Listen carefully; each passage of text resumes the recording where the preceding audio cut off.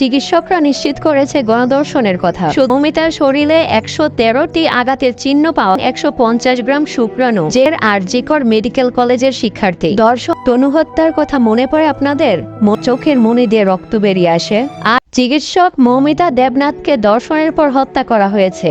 Timeline থেকে এই নিউজটা কোনোভাবেই সরছে না। বেশি অবাক হই তখন যখন জানতে পারি তাকে ধর্ষণ করার জন্য সহযোগিতা করে তারই দুই কলি। বলতে লজ্জা হয়, তারাও মৌমিতার মতো বা আমাদের মতো নারী। এমনই চাঞ্চল্যকর তথ্য নিশ্চিত করেছে পশ্চিমবঙ্গের পুলিশ। আর চিকিৎসকরা নিশ্চিত করেছে গণধর্ষণের কথা। শুধু কি তাই, মৌমিতার শরীরে ১১৩টি আঘাতের চিহ্ন পাওয়া গিয়েছে এবং ১৫০ গ্রাম শুক্রাণু, যেখানে একজন পুরুষের গড় শুক্রাণুর পরিমাণ থাকে ৫ থেকে ৬ গ্রাম। তাহলে এই পরিমাণ থেকেও অনুমান করা যায় মৌমিতাকে মিনিমাম ১৮ থেকে ২০ জন ধর্ষণ করেছে।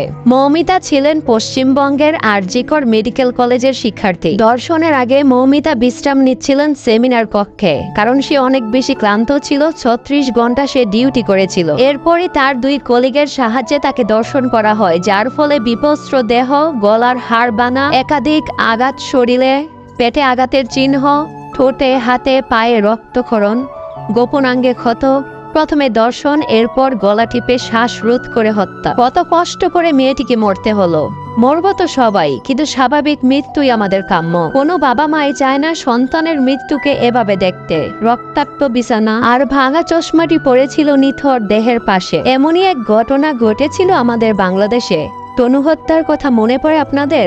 মনে পড়ে সেই চিত্রগুলো? বারবার কেন এই অমানবিক নির্যাতনগুলো ফিরে আসে? ৩০ থেকে ৩৫ মিনিটের মধ্যে একটা মানুষকে নির্যাতন করে তাকে কিভাবে গলা টিপে হত্যা করা হয়। অনেকে বলছে পূর্ব শত্রুতার জন্য এরকম করেছে। তাহলে তাকে মেরে ফেলতো, কেন এরকম নির্যাতন করা হলো? একটা সন্তানকে যখন বাবা মা ডাক্তার বানায়, তখন ওই বাবা মা তাদের সর্বোচ্চ ঢেলে দেয় এই সন্তানের পিছনে। কিন্তু অবাক লাগলো এটা দেখে, মাত্র একজনকে গ্রেফতার দেখানো হয়েছে। মাত্র একজন মানুষের পক্ষে কি সম্ভব এত নির্যাতন এবং ৩০-৩৫ মিনিটের মধ্যে তাকে মেরে ফেলা? একটু চিন্তা করুন, একটা সুস্থ মানুষকে ঠিক কতক্ষণ গলা চেপে ধরে রাখলে তার চোখের মনি দিয়ে রক্ত বেরিয়ে আসে? আর এই পুরো সময়টা যে দুইজন ব্যক্তি মৌমিতার হাত ধরে চেপেছিল, তাদের মধ্যে একজন মৌমিতার ফিমেল কলিগ। নিশ্চয়ই অন্তত তার কাছে বাঁচার জন্য আকুতি জানিয়েছিল। তনু হত্যার বিচার পায়নি। আশা রাখবো মৌমিতার হত্যাকারীরা ধরা পড়বে এবং সঠিক বিচার হবে। ভালো থাকবেন। আল্লাহ হাফেজ।